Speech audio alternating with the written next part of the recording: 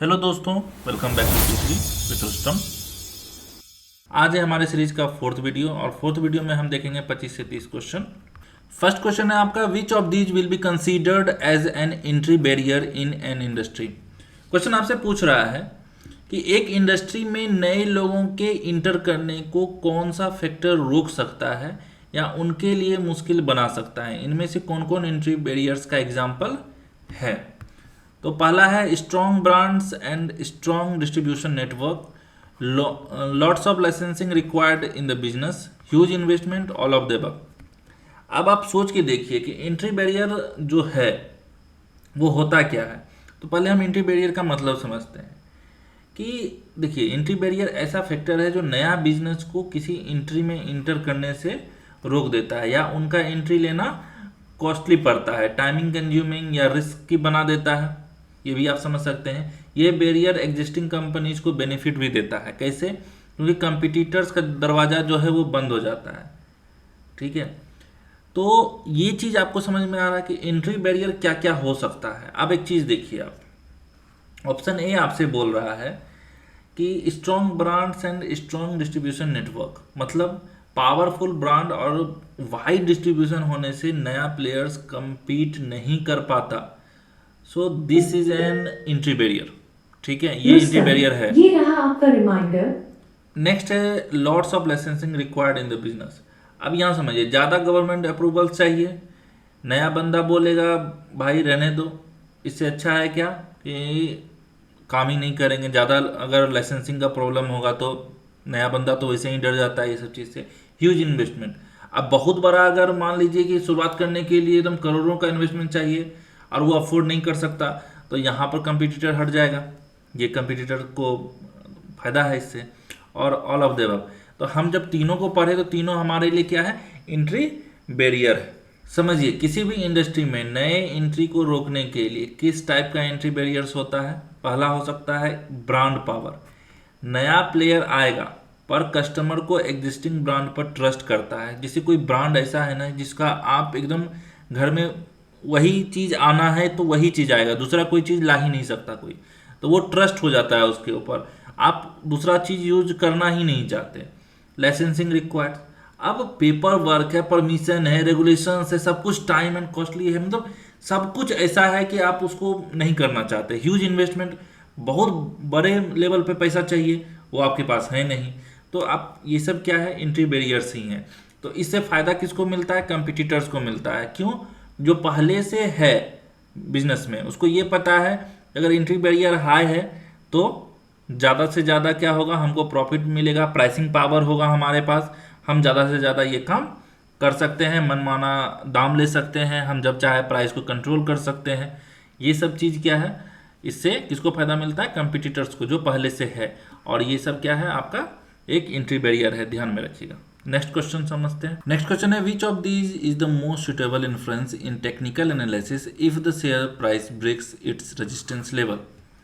Question आपसे पूछ रहा है, टेक्निकल एनालिसिस के अकॉर्डिंग जब एक स्टॉक का प्राइस अपने रेजिस्टेंस लेवल को तोड़ता है तो उसके बाद प्राइस का क्या रिएक्शन एक्सपेक्टेड होता है। पहला ऑप्शन है, when the price breaks the resistance level it's likely to stay there for some months.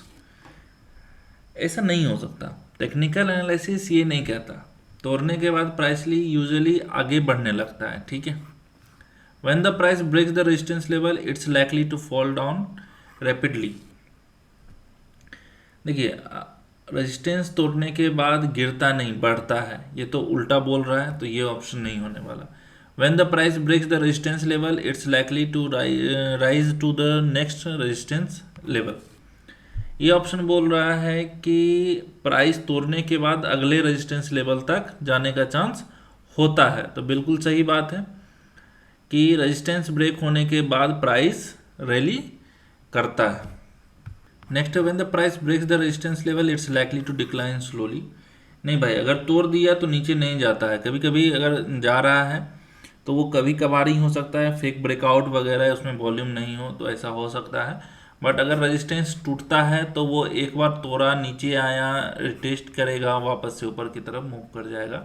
ये कॉन्सेप्ट है, ये छोड़िए। आप ये समझिए कि अगर एक रेजिस्टेंस को ब्रेक करता है तो अगले रेजिस्टेंस तक जाने का चांस होता है। तो when the price break the resistance level it's likely to rise to the next resistance level. ये आप यहाँ पर याद कर लीजिए।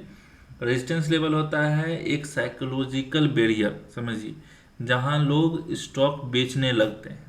जब प्राइस इस लेवल को तोड़ देता है इसका मतलब है डिमांड ज़्यादा है और बुलिश मोमेंटम बना हुआ है। इस सिचुएशन में प्राइस का अगला टारगेट होता है नेक्स्ट रेजिस्टेंस लेवल, यानी अगला प्राइस जोन जहां लोग फिर से सेलिंग प्रेशर बनाएंगे।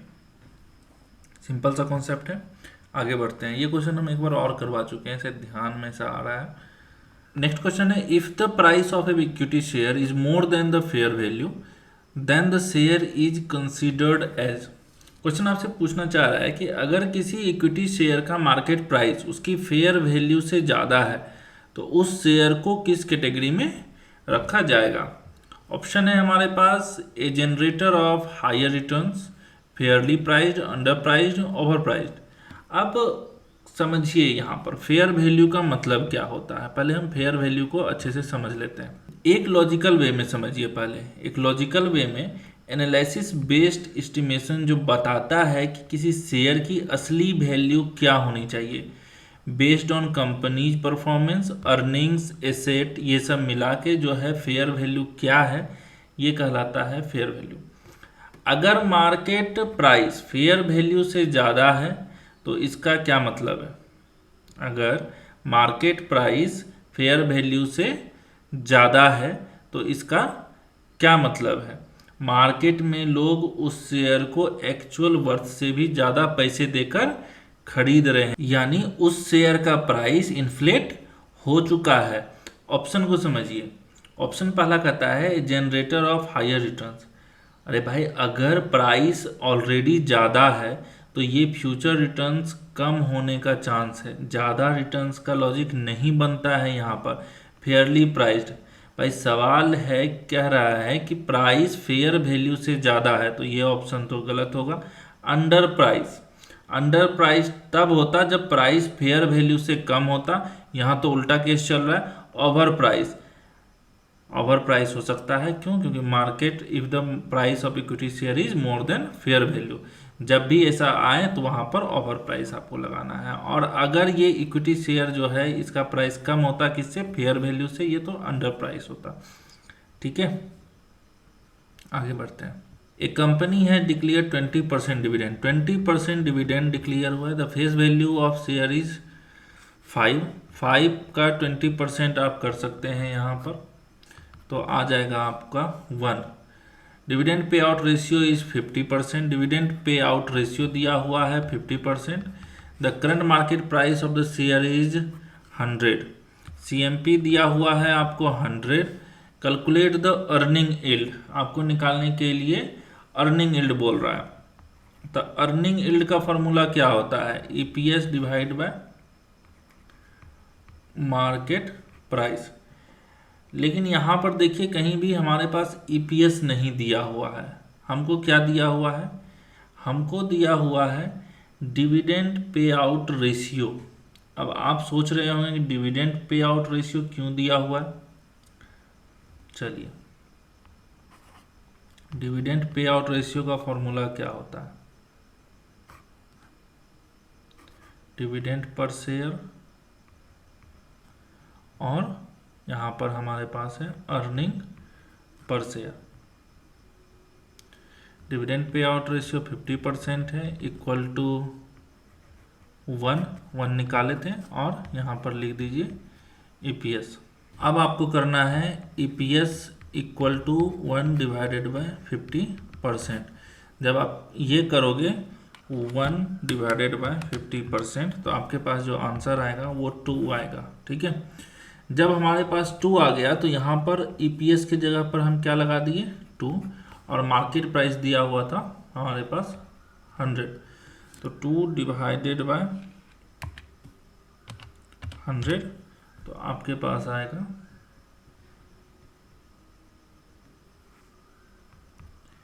0.02, मल्टीप्लाई कर दीजिए 100 से,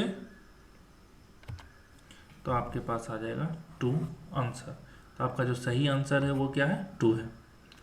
अगर यहाँ नहीं समझ में आ रहा है तो न्यूमेरिकल्स वाला में जाके देखिए, बहुत अच्छे तरीके से समझ में आएगा। यहाँ एक्सप्लेन क्यों करें एक ही चीज़ को बार बार। नेक्स्ट क्वेश्चन है the competing technology for digital camera is.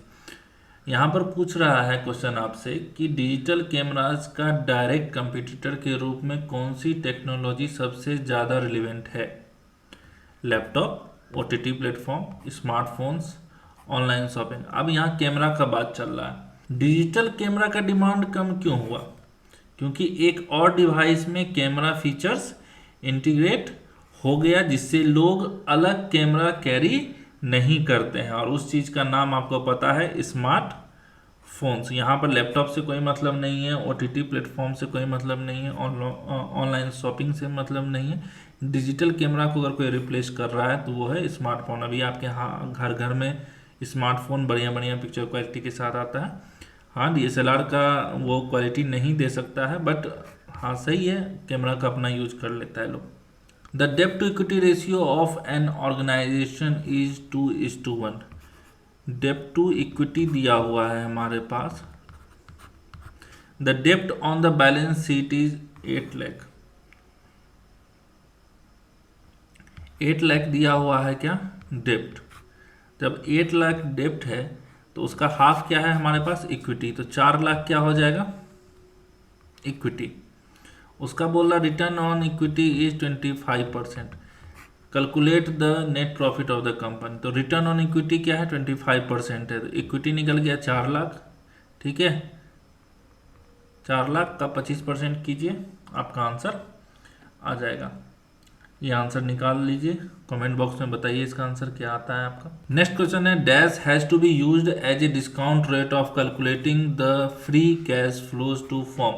Question आपसे पूछ रहा है कि एफसीएफएफ को डिस्काउंट करने के लिए कौन सा रेट यूज करना चाहिए। अब समझिए, FCFF free cash flows to firm represent करता है cash flows available to all capital providers, डेब्ट प्लस इक्विटी। उनको डिस्काउंट करने के लिए एक ऐसा रेट चाहिए जो overall cost of capital reflect करे। पहला ऑप्शन समझिए, रिस्क फ्री इंटरेस्ट रेट। ये क्या है, सिर्फ सेफ गवर्नमेंट बॉन्ड्स का रेट, मतलब फर्म के टोटल कैपिटल कॉस्ट को नहीं दिखाता है। Option B, RBI reference rate, monetary policy tool है, कॉर्पोरेट कॉस्ट ऑफ कैपिटल से मैच नहीं कर रहा। नेक्स्ट है weighted average cost of capital. डेब्ट और इक्विटी दोनों का वेटेड कॉस्ट बिल्कुल सही है, ये आपका यहाँ पर हो जाएगा आंसर। कॉस्ट ऑफ डेट क्या है, सिर्फ डेब्ट का कॉस्ट है, इक्विटी का कॉस्ट इग्नोर करेगा। तो यहाँ पर डेब्ट और इक्विटी दोनों का वेटेड कॉस्ट कौन है, आपका ऑप्शन सी है। WACC ये फर्म का ओवरऑल डिस्काउंट रेट होता है, क्योंकि एफसीएफएफ में डेब्ट और इक्विटी दोनों इन्वॉल्व होते हैं, इसीलिए एफसीएफएफ को डिस्काउंट करने के लिए WACC यूज करते हैं। नेक्स्ट क्वेश्चन है in BCG matrix business segment in a fast growing market but having low market share are known as. Question आपसे ये जानना चाहता है कि BCG मैट्रिक्स में high growth plus low market share segment को क्या कॉल करते हैं। ठीक है, question marks, cash cows, stars, dogs. अगर आपको BCG मैट्रिक्स नहीं पता है, देखिए BCG मैट्रिक्स एक पोर्टफोलियो टूल है जिसमें 2 डायमेंशंस मार्केट ग्रोथ रेट और रिलेटिव मार्केट शेयर होता है। इसको हम कैसे डिफाइन करते हैं आइए समझाते हैं हम आपको। हम कोशिश करेंगे कि अच्छे से हम आपको समझा दें जिससे आपका क्लियर हो जाए। जब भी BCG मैट्रिक्स पे क्वेश्चन आए तो आपको बस एक ऐसा करके बना लेना है बॉक्स। ठीक है, इधर लिखना है स्टार, इधर देना है क्वेश्चन मार्क, इधर देना है कैश कॉज, ठीक है, और इधर देना है डॉग्स। फिर इसको जो है अच्छे तरीके से आपको बंद कर देना। अब यहाँ देखिए, ऊपर लिखना है मार्केट शेयर और इधर लिखना है ग्रोथ रेट। जहां स्टार है वहां पर आपको बस हाई हाई लिख देना है, ठीक है, बस इतना काम करना है। नीचे लिख देना है लो, और यहाँ पर जहाँ क्वेश्चन मार्क है वहाँ लिख देना है लो। बस ये 4 लाइन आपको यहाँ पर चिपका देना है। अब देखिए, जब आपसे ग्रोथ के बारे में पूछा जाएगा कि हाई ग्रोथ हो, हाई मार्केट शेयर हो, तो अब आपको दिख रहा है हाई कहाँ कहाँ है, हाई यहाँ है, हाई यहाँ है। हम कलर चेंज कर देते हैं। हाई कहाँ है, यहाँ है, और एक हाई यहाँ है। तो ये क्या हो गया, हमारा स्टार हो गया। जब मार्केट शेयर लो हो, मार्केट शेयर लो हो लेकिन ग्रोथ क्या हो, हाई हो, क्योंकि हाई कहाँ है, यहाँ लिखा हुआ, ये जो सेगमेंट है ये हाई का है, ये लो का है, ये हाई का है, ये लो का है। ऐसे मार्केट शेयर लो हो और ग्रोथ हाई हो तो वो क्या कहलाएगा, क्वेश्चन मार्क। यहाँ क्या पूछ रहा है, फास्ट ग्रोइंग मार्केट, ठीक है, but having low share. Growth rate तो फास्ट है यानी हाई है, लेकिन मार्केट शेयर लो है, तो इससे आप क्या निकाल सकते हैं, क्वेश्चन मार्क। वहीं पर आपसे अगर पूछ ले कि लो ग्रोथ, लो ग्रोथ और हाई शेयर, ये आपको कमेंट बॉक्स में बताना है। लो ग्रोथ और हाई शेयर, बस इस पर पुट कर दीजिए और कमेंट बॉक्स में इसका जवाब दे दीजिए। देखें आप लोग क्या समझते हैं मेरे समझाने के बाद या नहीं समझते हैं। नेक्स्ट क्वेश्चन है, व्हाट इज की मैन रिस्क। क्वेश्चन आपसे पूछ रहा है की मैन रिस्क एग्जैक्टली किस चीज को डिस्क्राइब करता है इनमें से। Option A, it's the risk of conflict between two key persons in an organisation, for example CEO and chairman. नहीं भैया, ये नहीं हो सकता क्योंकि ये इंटरपर्सनल कॉन्फ्लिक्ट है, की मैन रिस्क नहीं है। Option number B, it's the risk of dependency on a key individual for business operations. Business operations का एक की इंडिविजुअल पे डिपेंड होना। चलिए इसको रखते हैं, आगे पढ़ते हैं। It is the risk of the security personal not performing their duties. तो ये सिक्योरिटी के बारे में चल रहा है, वो अपना सिक्योरिटी मैनेज नहीं कर पा रहा है, तो ये की मैन रिस्क थोड़ी। It is the risk of key responsibility given to individuals rather than a group. Responsibilities individual को देना रेदर देन ग्रुप थोड़ा सिमिलर है, पर असली फोकस डिपेंडेंस ऑन ए की पर्सन पे नहीं है। तो समझते हैं कि आपका जो सही आंसर है वो क्या हो गया हमारे पास, ये इंडिविजुअल। जब भी की मैन रिस्क के बारे में बात हो तो वो इंडिविजुअल हो सकता है, ठीक है।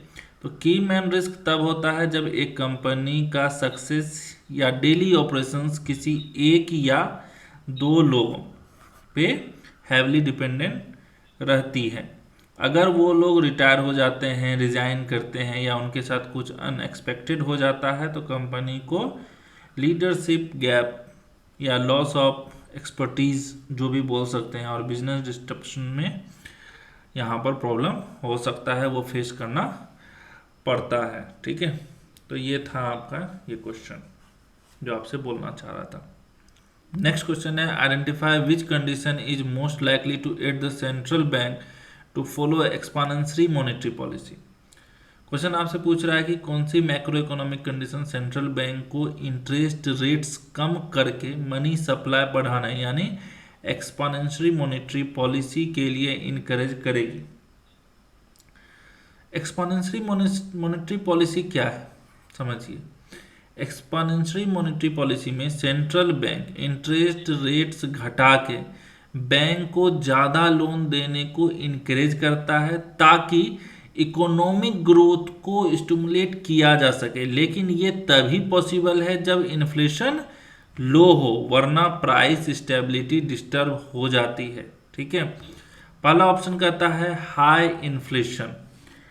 अगर इन्फ्लेशन हाई है तो सेंट्रल बैंक रेट्स बढ़ाता है, ये टाइट पॉलिसी है, एक्सपोनेंशियली नहीं हो सकती है। लो इन्फ्लेशन, इन्फ्लेशन कंट्रोल में है तो सेंट्रल बैंक जो है रेट घटा सकता है, कोई उसको दिक्कत नहीं होगा। हाई फिजिकल डिफिसिट, ये गवर्नमेंट बजट का इशू है सेंट्रल बैंक के पॉलिसी डिसाइड करने में, सेकेंडरी फैक्टर है, लेकिन ये डायरेक्टली ये सेंट्रल बैंक से इन्वॉल्व नहीं है। हाई डिजिटलाइजेशन, टेक्नोलॉजी का यहाँ पर फैक्टर नहीं है, मॉनेटरी पॉलिसी से डायरेक्ट रिलेशन यहाँ भी इसका नहीं है। तो हमारा जो आंसर हो जाएगा लो इन्फ्लेशन हो जाएगा। जब इन्फ्लेशन लो होती है तो प्राइस स्टेबिलिटी मेंटेन रहती है और सेंट्रल बैंक के पास रूम होता है इंटरेस्ट रेट कम करने का। लोअर रेट से बोरोइंग सस्ता होता है, स्पेंडिंग और इन्वेस्टमेंट बढ़ता है और इकोनॉमी ग्रो करती है। नेक्स्ट क्वेश्चन है which of these is a good source of information for investment analysis. Question ये जानना चाहता है कि इन्वेस्टमेंट एनालिसिस के लिए कौन सा सोर्स सबसे रिलायबल और इंसाइटफुल माना जाता है। पहला है movement of stock price for the last 3 years, okay. Research report from credit rating companies. Third है media reports of the company. Fourth है news about the company in social media. अब यहाँ देखिए 3 साल का प्राइस मूवमेंट जो है ये सिर्फ टेक्निकल एनालिसिस के लिए यूजफुल है, फंडामेंटल के लिए नहीं है। यहाँ इन्वेस्टमेंट का बात चल रहा है। उसके बी क्रेडिट रेटिंग कंपनीज का जो है ये डिटेल फाइनेंशियल एनालिसिस और क्रेडिट रिस्क यहाँ पर इवेलुएट करता है, उसको देता है। तो ये हो सकता है आपका मीडिया रिपोर्ट, मीडिया पर तो भरोसा ही नहीं करना। News about the company in social media पर तो भरोसा ही नहीं करना। तो आपका जो आंसर हो गया वो हो गया B. Credit rating agency like CRISIL, ICRA, CARE अपने एनालिस्ट के थ्रू कंपनी के बैलेंस शीट, कैश फ्लोज, डेब्ट प्रोफाइल और इंडस्ट्री आउटलुक को मतलब यहाँ पर वो क्या करता है उसको जज करता है, ठीक है। उनके रिसर्च रिपोर्ट से हमें ऑब्जेक्टिव रेटिंग, रिस्क फैक्टर और फ्यूचर प्रोजेक्शंस मिलते हैं जो इन्वेस्टमेंट डिसीजन के लिए बहुत वैल्यूएबल होते हैं। नेक्स्ट क्वेश्चन है in which method is the national income measured as the aggregate income of individual in the economy. Question ये पूछना चाहता है कि नेशनल इनकम कैलकुलेट करने के 3 मेथड में से कौन सा मेथड इंडिविजुअल की टोटल इनकम को ऐड करके मेजर करता है। प्रोडक्ट मेथड, दूसरा income method, expenditure method, none of the above. अब यहाँ पर एग्रीगेट इनकम का बात चल रहा है, तो चलिए समझते हैं।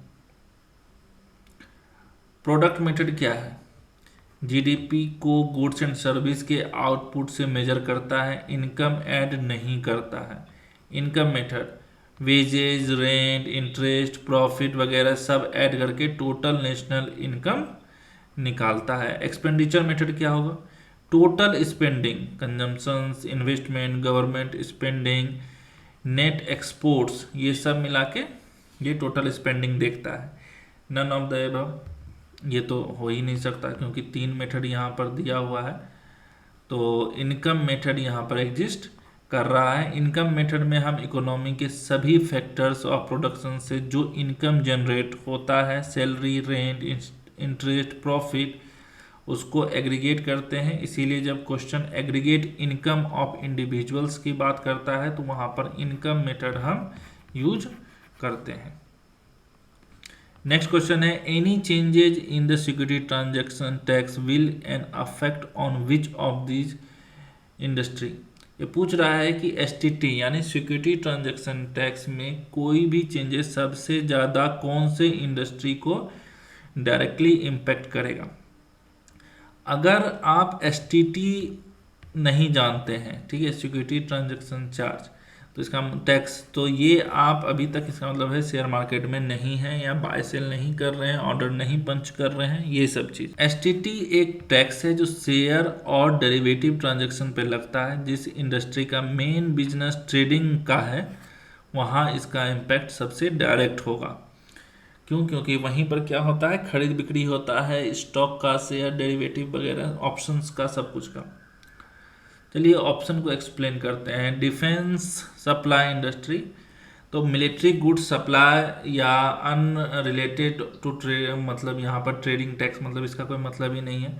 फार्मा इंडस्ट्री, मेडिसिन्स बनाती है, एसटीटी से कोई लेना देना नहीं है। सिक्योरिटी मैन पावर सप्लाई, मतलब यहाँ पर मैन पावर से भी कोई मतलब नहीं है, ट्रेडिंग से कोई संबंध नहीं है। स्टॉक ब्रोकरेज फर्म्स, जी हाँ, ये आपका यहाँ पर करेक्ट आंसर हो जाएगा। स्टॉक ब्रोकर फर्म जो है क्लाइंट के लिए ट्रेड्स एग्जीक्यूट करता है और एसटीटी डायरेक्टली उनके ट्रांजैक्शंस वॉल्यूम्स और चार्जेस को अफेक्ट करता है।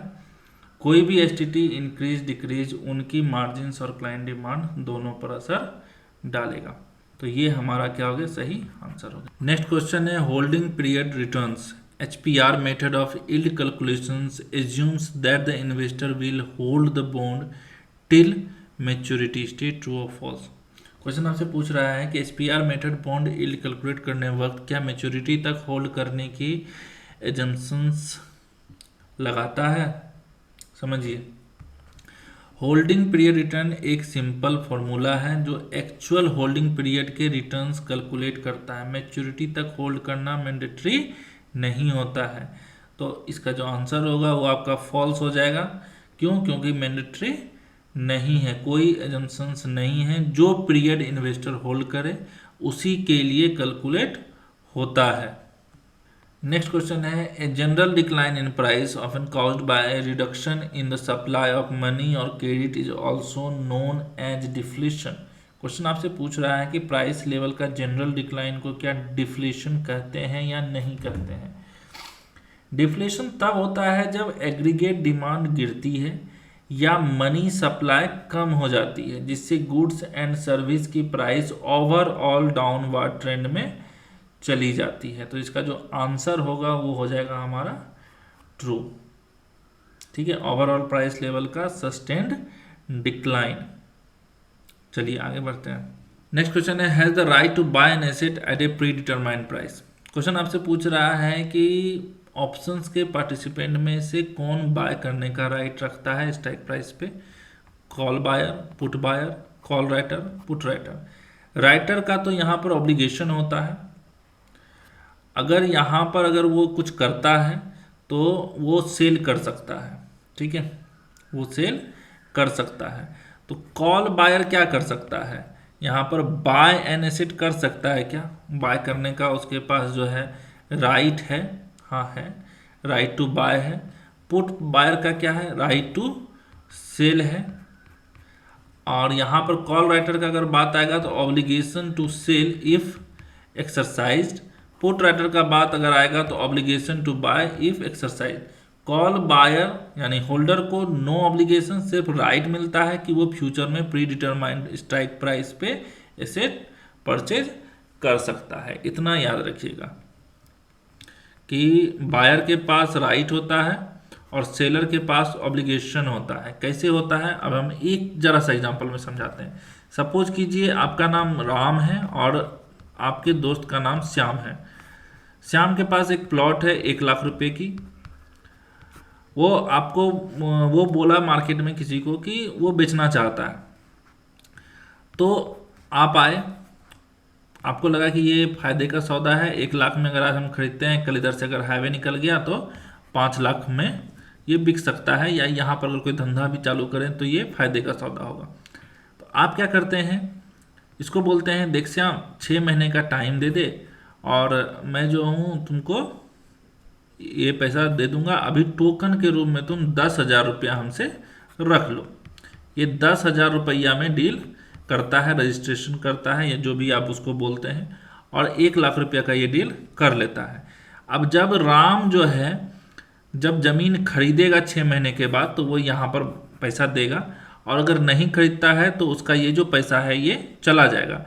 अगर सपोज कीजिए कल के डेट में यहाँ पर कुछ ऐसा निगेटिव इम्पैक्ट हो गया और ये ज़मीन का दाम घट के 20,000 हो गया, तो क्या लगता है राम ये ज़मीन खरीदने के लिए आएगा क्या? क्यों आएगा? 1 लाख का ज़मीन जब वो 20,000 का हो गया तो वो क्यों खरीदने आएगा? नहीं खरीदने आएगा। वो सोचेगा चलो जाने दो, 10,000 गया कम से कम इतना पैसा तो बचा। तो लेकिन अगर ये ज़मीन का दाम 5 लाख हो जाए, सपोज कीजिए 6 महीने के अंदर 5 लाख हो जाए, तो क्या लगता है श्याम को नहीं बेचना पड़ेगा? श्याम के पास यहाँ पर ऑब्लिगेशन है कि वो यहाँ पर टोकन अमाउंट ले लिया है, उसको हर हाल में बेचना पड़ेगा ज़मीन। लेकिन इसके पास नो ऑब्लिगेशन है, इसके पास क्या है? राइट है कि ये ज़मीन खरीद भी सकता है और नहीं भी खरीद सकता है। यही है ऑप्शन का, और इसी को हम प्रीमियम कहते हैं। यही 6 महीने को हम एक्सपायरी कहते हैं। कभी ऑप्शन पर डिटेल चर्चा करेंगे। नेक्स्ट क्वेश्चन है, industry rivalry will be high when similar products और service are being offered by participants with little और नो डिफरेंशिएशन। ये बोल रहा है कि प्रोडक्ट डिफरेंशिएशन कम होने पर इंडस्ट्री राइवलरी का लेवल हाई हो सकता है। तो आपके हिसाब से क्या होगा? अब आप समझिए, सिमिलर ऑफरिंग से कस्टमर स्विच करने में का मतलब उसको इजी हो सकता है। फर्म्स मार्जिन प्रोटेक्ट करने के लिए प्राइस वॉर्स शुरू करती है, इसलिए राइवलरी ज़्यादा बढ़ जाती है। सपोज कीजिए आपका एक जूता का दुकान है और बगल में एक जूता का दुकान है, दोनों सेम चीज़ ऑफर कर रहे हैं। एक दिन इसका मन हुआ ये 10 रुपये गिरा दिया, तो नहीं लगता है कि इसके पास जाने में कोई तकलीफ है किसी को, क्यों आपको वही चीज़ का 10 रुपये ज़्यादा देगा। तो यहाँ पर राइवलरी जब हाई होती है कब? जब हम सेम प्रोडक्ट और सर्विस यहाँ पर देते हैं। तो इसका जो आंसर हो जाएगा वो ट्रू हो जाएगा। और ये देखिए, अब अगर हम इन डेप्थ में पढ़ाते हैं अगर आपको हम यही चीज़, तो पोर्टर्स 5 फोर्सेस कहता है जब प्रोडक्ट्स होमोजीनियस होते हैं, फर्म्स प्राइस पे compete करती है, राइवलरी हाई होती है। तो इसका अगर पूछा किसका नियम है, तो पोर्टर्स 5 फोर्सेस कहता है ये नियम का। नेक्स्ट क्वेश्चन है, NPAs of banks are typically low when interest rates are high. ये पूछ रहा है कि हाई इंटरेस्ट रेट्स के दौरान बैंक्स के एनपीएज नॉन परफॉर्मिंग एसेट लो रहते हैं या नहीं। यहाँ समझिए एनपीए क्या है, नॉन परफॉर्मिंग एसेट, ठीक है। ये कब होता है? हाई इंटरेस्ट रेट से बोरोज पे डेप्ट सर्विसिंग बर्डन बढ़ता है। आपको पता है, अगर मान लीजिए कि इंटरेस्ट रेट बढ़ गया, पहले 8% था 10% हो गया, तो क्या होगा? लोग जो है ईएमआई पे करने में थोड़ा सा देरी कर सकता है, उसको क्या बर्डन पड़ सकता है। अगर उनकी अर्निंग्स या कैश फ्लोज एडजस्ट नहीं कर पा रहे हैं वो, तो लोन डिफ़ॉल्ट होता है, एनपीएस बढ़ता है। तो ये चीज़ समझिए, दोनों में जो है यहाँ पर अगर ये इंटरेस्ट रेट बढ़ा तो एनपीएस का चांस ज़्यादा हो सकता है, ये भी बढ़ेगा, इतना याद रखिएगा। तो इसका जो आंसर हो जाएगा वो फॉल्स होगा, ये लो नहीं होगा, ये हाई हो जाएगा। नेक्स्ट क्वेश्चन है, a current ratio of dash than 1 means that the company has current asset more than its current liabilities. Question आपसे पूछ रहा है कि करंट रेशियो के किस कंपैरिजन से पता चलता है कि current asset more than current liabilities. यहाँ समझिए, current ratio equal to current asset divided by current liabilities. अगर समझिए, अगर न्यूमरेटर डिनोमिनेटर से बड़ा हो जाए, बड़ा हो रेशियो 1। करंट रेशियो जब 1 से ज़्यादा होता है तो मतलब कंपनी के पास शॉर्ट टर्म ऑब्लिगेशंस यानी लायबिलिटीज कवर करने के लिए सफिशिएंट करंट एसेट अवेलेबल है। तो यहाँ पर मोर का क्या मतलब हो गया? अब यही यहाँ पर हम लिखे कि रेशियो, ठीक है। अब अगर यहाँ पर लेस का बात करें तो ये इक्वल करें तो ratio equal to 1, none of the above. तो ये आपका आंसर यहाँ पर आपको पता चल गया होगा अभी तक, मोर। तो आपका जो करेक्ट आंसर है वो मोर है। यही सेम सब क्वेश्चन रहता है, घुमा घुमा के पूछता है, आप लोग को घबराना नहीं है। कोई जो बोल रहा है कि अगर मान लीजिए कि क्वेश्चन सर ये थोड़ा सा अलग तरीके का होता है, क्वेश्चंस अलग पूछने का तरीका बदल सकता है, टॉपिक थोड़ी बदल सकता है, वर्कबुक से ही पूछेगा भाई, घबराने का जरूरत नहीं है। नेक्स्ट क्वेश्चन है, if interest rates in the economy rise price of the bond would. Question आपसे पूछ रहा है कि इंटरेस्ट रेट बढ़ने पर बॉन्ड की मार्केट प्राइस पे क्या अफेक्ट होता है। अब समझो, बॉन्ड का कूपन फिक्स्ड होता है। जब मार्केट इंटरेस्ट रेट बढ़ता है तो नए बॉन्ड्स हायर कूपन ऑफर करते हैं, जिससे एग्जिस्टिंग बॉन्ड्स कम अट्रैक्टिव लगने लगते हैं और उनकी प्राइस गिर जाती है। एक और नियम याद रखो, बॉन्ड प्राइस और इंटरेस्ट रेट का जो रिलेशन है वो इन्वर्स रिलेशनशिप होता है। जब इकोनॉमी में रेट्स अप जाता है तो एग्जिस्टिंग बॉन्ड्स कूपन बॉन्ड्स की डिमांड गिर जाती है, इसीलिए उनकी मार्केट प्राइस ऑटोमेटिकली नीचे आ जाती है। तो इसका जो सही आंसर है वो क्या है? फॉल, वो गिर जाएगा अगर यहाँ पर इंटरेस्ट रेट बढ़ता है तो। नेक्स्ट क्वेश्चन है, shares may be voluntary delisted by the company from a stock exchange. It could be for various reasons as mentioned below except। Question पूछ रहा है कि वॉलेंट्री डिलिस्टिंग के वैलिड रीजंस में कौन सा रीजन नहीं आता है, मतलब एक्सेप्ट लिखा हुआ है। फर्स्ट ऑप्शन है to avoid the regulatory reporting complexities, दूसरा है due to mergers and acquisitions, third है on account of non compliance to regulations of the stock exchange, fourth है to have freedom to execute a changed strategy। अब यहाँ देखिए voluntary delisting में company खुद apply करती है कॉस्ट कम करने के लिए, यहाँ पर स्ट्रेटजीज जो है वो बनाने के लिए। नॉन कंप्लायंस से जब एक्सचेंज रूल ब्रीच होता है तो वो इनवॉलंटरी डिलिस्टिंग होता है, कंपनी की चॉइस नहीं होती है। वॉलेंट्री डिलिस्टिंग तब होता है जब कंपनी खुद डिसाइड करे कि वो अपनी शेयर्स एक्सचेंज से हटा ले, usually to reduce cost, strategies change करना हो। नॉन कंप्लायंस से डिलिस्टिंग इनवॉलेंट्री होती है, तो नॉन कंप्लायंस यहाँ पर नहीं आएगा, तो आपका आंसर सी हो जाएगा। नेक्स्ट क्वेश्चन है, securities and exchange board of India research analyst regulation 2014 are applicable to fund managers of alternative investment funds, state true और फॉल्स। क्वेश्चन आपसे पूछ रहा है कि सेबी रिसर्च एनालिस्ट रेगुलेशन 2014 क्या AIF यानी अल्टरनेटिव इन्वेस्टमेंट फंड्स मैनेजर्स पे अप्लाई होता है? इसको समझिए, रिसर्च एनालिस्ट रेगुलेशंस उन एंटिटीज इंडिविजुअल पर लागू होते हैं जो रिसर्च रिपोर्ट पब्लिश करते हैं। फंड मैनेजर्स अपने फंड के लिए पोर्टफोलियो मैनेज करता है, जब तक वो रिसर्च रिपोर्ट नहीं बनाता ये उन पे अप्लाई डायरेक्टली नहीं हो सकता है।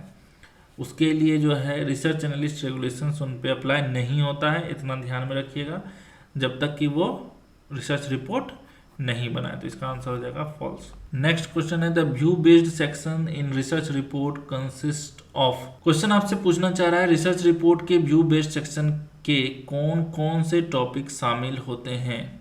कंपनी बिजनेस, की strength, industry overview, all of the above. Research report में दो मेन पार्ट होता है, इंफॉर्मेशन बेस्ड मतलब डाटा और फैक्ट, और व्यू बेस्ड एनालिस्ट की ओपिनियन। व्यू बेस्ड में strategies, outlook, strength, industry trends ये सब आता है। ऑप्शन को अगर हम देखें, कंपनी बिजनेस व्यू बेस्ड में बिजनेस मॉडल एनालिसिस हो सकता है। की स्ट्रेंथ एंड वीकनेस डिस्कस होता है। Industry overview, industry trends and outlook भी एनालिस्ट व्यू से आता है, तो ऑल ऑफ द अबव यहाँ पर आंसर हो जाएगा। व्यू बेस्ड सेक्शन में एनालिस्ट अपनी ओपिनियन देता है और company's business, strength, weakness, industry outlook, risk, valuation, assumptions, इसलिए यहाँ पर सब आंसर आपका सही है, all of the above. Next question है, dividend is a small component of the total returns from the equity, state true और फॉल्स। ये पूछ रहा है कि डिविडेंड जो है इक्विटी रिटर्न्स में डिविडेंड यील्ड का हिस्सा कैपिटल गेंस के मुकाबले छोटा होता है, तो भैया सही बात है। अगर आप देखिएगा इक्विटीज से मिलने वाला मेजर जो पोर्शन है वो रिटर्न्स का प्राइस एप्रिसिएशन से आता है, जबकि डिविडेंड यील्ड जो है वो कुछ परसेंट में आता है, इधर उधर 1 या 2-3% के आसपास घूमता है, इसलिए डिविडेंड टोटल रिटर्न्स का स्मॉल कंपोनेंट होता है। नेक्स्ट क्वेश्चन है, mister Rohit is an importer and need $5,000 after 2 months to make payments. बोल रहा है मिस्टर रोहित एक इम्पोर्टर है और उसको $5,000 जो है 2 month के बाद पेमेंट करने के लिए चाहिए। He goes to the foreign exchange department of his bank and books $5,000 2 months future, वो जाता है फॉरेन एक्सचेंज डिपार्टमेंट और वहाँ पर क्या करता है 5000 जो है USD बुक्स कर देता है 2 मंथ फ्यूचर का। After 2 months he gets the USD 5000 from the bank and makes payment to the bank in rupees equal to USD 5000। What type of contract is this? ये पूछ रहा है कि forward booking with bank for future currency delivery किस contract type में आता है। Main जब आप बैंक के साथ फॉरवर्ड कॉन्ट्रैक्ट बुक करते हैं तो एक एग्रीमेंट होता है OTC मार्केट में, जहां प्री डिटरमाइंड रेट पर फ्यूचर में करेंसी एक्सचेंज होता है। तो इसका जो आंसर हो जाएगा वो OTC कॉन्ट्रैक्ट हो जाएगा। Forward contracts for currencies are over the counter agreements between two parties bank and client, जहां फ्यूचर डेट पर एग्रीड रेट पे करेंसी एक्सचेंज होता है। चलिए, तो ये था हमारा क्वेश्चन का सीरीज का आज का 4th पार्ट जो हम लोग ख़त्म कर चुके हैं। आगे हम लोग देखेंगे 5th पार्ट में और भी क्वेश्चंस। इसी तरीके से आप जुड़े रहिए, वीडियो को थोड़ा ज़्यादा से ज़्यादा शेयर कर दीजिए, और जहाँ तक लगे अगर वीडियोज अच्छा बन रहा है तो आप जो है उसे अप्रिसिएट कर दिया कीजिए थोड़ा सा। और अगर आप लोग साथ साथ में प्रैक्टिस कर रहे हैं तो कमेंट बॉक्स में अपना स्कोर जरूर शेयर कीजिए। मिलते हैं अगले वीडियो में, तब तक के लिए हैप्पी लर्निंग।